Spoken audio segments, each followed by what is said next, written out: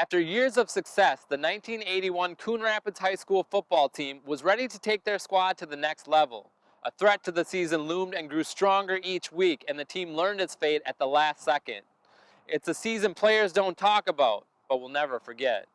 They just went on the field and they expected to win. We had a very good 78 team. We had a very good 79 team. We had just a lot of lunch pail players. They all came and they played hard. The Coon Rapids Cardinals knew their 1981 football roster had the right mix of talent and determination to be successful. It all started like in the captain's practices, a couple weeks before the coaches would get us. We had a real good work ethic and a real good cohesion between each other. Ron Scott had really created just an outstanding atmosphere here at Coon Rapids for football. We were one of the top 2 or 3 teams in the state without a doubt. The Cardinals passed their first test of the year, beating Forest Lake by 2 touchdowns. The next week, in a come-from-behind thriller with less than a minute remaining, the offense kept the chains moving, leading to a game-winning touchdown, beating Kellogg 13-10. We just refused to lose. Tight end Tom Copa and linebacker John Scott, who now live in Texas and Oklahoma, shared their memories with us through video calls. Came up on the varsity as a sophomore and started at linebacker. They were strong across the board. The guys would be in the huddle on that last drive, smacking each other on the head, saying, "We can't lose. We gotta win," and getting crazy. And we go out and snap the ball and just roll over the defense. It was pretty amazing. Coon Rapids kept rolling, winning their first 5 games of the year. But as the team was building momentum to get to where it wanted to be, so were their teachers. There was a labor dispute that was going on basically all fall, and then we didn't know when the head of the unions were going to call for a strike vote, and it just happened at a very, very unfortunate time. According to the Coon Rapids Herald, the teachers union, then known as the Anoka-Hennepin Education Association, asked the district to raise its starting teachers' salaries to $16,000, but the district would only offer $12,000. Teachers traded their chalk for picket signs, leaving hallways and classrooms empty throughout District 11. You couldn't cross the picket lines, and so we had to stay away. And they had a coach all lined up to go play to coach them. Dan Drexler, who was coaching at Anoka Ramsey. But we really took it upon ourselves to take control of the team. And we went out and were ready to execute. It's almost like that us against the world mentality. To avoid a possible forfeit, the Cardinals prepared for their biggest game of the year off school grounds. Irondale was undefeated. We were undefeated. They knew the winner of the game against Irondale High School would likely win the conference, with a trip to the playoffs essentially on the line. You had to win the conference in order to go to the state playoffs. With everything in place to keep the season alive, the Cardinals' hopes were blitzed, not by opponents in shoulder pads, but by men in suits. That was probably the hardest thing I ever had to do in coaching, was to tell that team. That game was going to be canceled. It was a good kick in the stomach, that's for sure. They made you forfeit the game. That was how it was. Undefeated season going, and it was taken away from them from situations that they couldn't control. Once we knew we had to forfeit a game, we kind of figured we wouldn't be in the playoffs. Anger from students spilled onto the sidewalks, with signs and solidarity spreading from seniors to sophomores. Now you're talking not just a team, but now you're talking the student body coming together. So you had a couple thousand kids in that school at that time. We understood that the teachers were doing something for themselves, which they needed to do. This was the way to do it. We kind of look at that District 11 administrative staff and kind of look at them as, just let us play. What was the big deal at that point? The ire that, at least that I have and that my teammates have, was with the administration, specifically with the school board superintendent who canceled the games. Then Superintendent Lewis Finch made the call to cancel the game, knowing it meant a forfeit.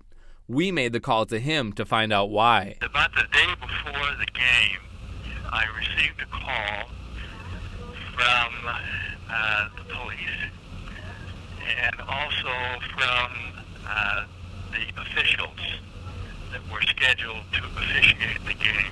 And they had been threatened by somebody. They didn't know who it was, who said, if you dare officiate this game, something's going to happen to you. They had asked for police protection the night of that football game. So I called the 3 principals, Anoka, Blaine, and Coon Rapids, called the 3 principals together and said to them, there isn't a high school football game in America worth risking the safety of people, and this game is not going to be played. Decided it wasn't worth it. I'd do it again today. Coach Ron Scott says he never heard that explanation, and his son John says it's no excuse, feeling the team was used as a bargaining chip during salary negotiations. You cannot base things off threats. You have to base things off factual things that you found evidence to. If he wants to justify that in his mind, that's fine. But I'm older now, and I understand the big picture. They'll put the people at risk to get what the bigger organization wants. That's what happened to the team. After 2 weeks, the strike ended with a compromise that would give teachers a starting salary of $14,000 and other increased benefits.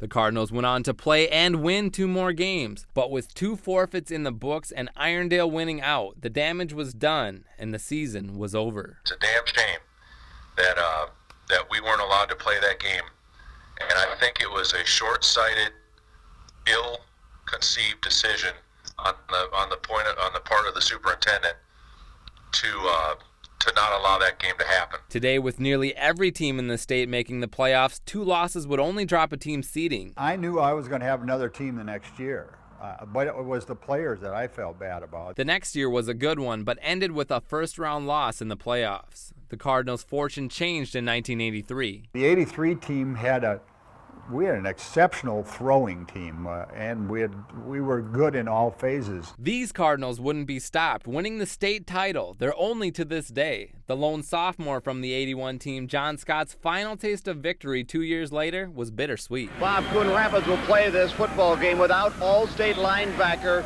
John Scott. We told you about him in the first half. He went out and the trainers were checking his shoulder. It has been separated. His shoulder separated. The All-State linebacker will not play this football game. That's life, but the great thing was the team came through. Winning the championship of our senior year really kind of only validated the fact that we're a very strong football team, a very strong football program. Copa and Satzinger, who would go on to play professionally in basketball and baseball, watched from afar. Initially, you're happy, and you start to think back, boy, it should have been us too. We like to say that we kind of maybe paved the way for them. Of course, they're not going to buy that. There's been some good-natured ribbing about it, but I was thrilled for those guys. Of course, I would have loved to have been on a team that did that, but that's not how it worked out. A banner hangs at the Coon Rapids High School to remember what the 1983 team accomplished. Members of the 1981 team will never know what could have been. I think we could have gone a long way. You wonder what would have happened on the field of play, and those kind of things just stick with you. But lessons learned and memories made on and off this field can never be taken away. It was probably a good learning experience. Probably not one that we really wanted to experience, but I think it all helped us in the long run. There were guys on my high school football team that I've been playing athletics with since I was 4.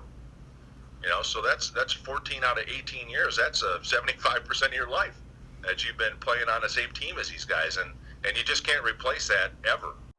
The son of John Scott, who is the grandson of Coach Ron Scott, is a teammate of Tom Copa's son at the University of Tulsa on their football team. They get to see each other at the games each fall, but the 1981 season is never discussed.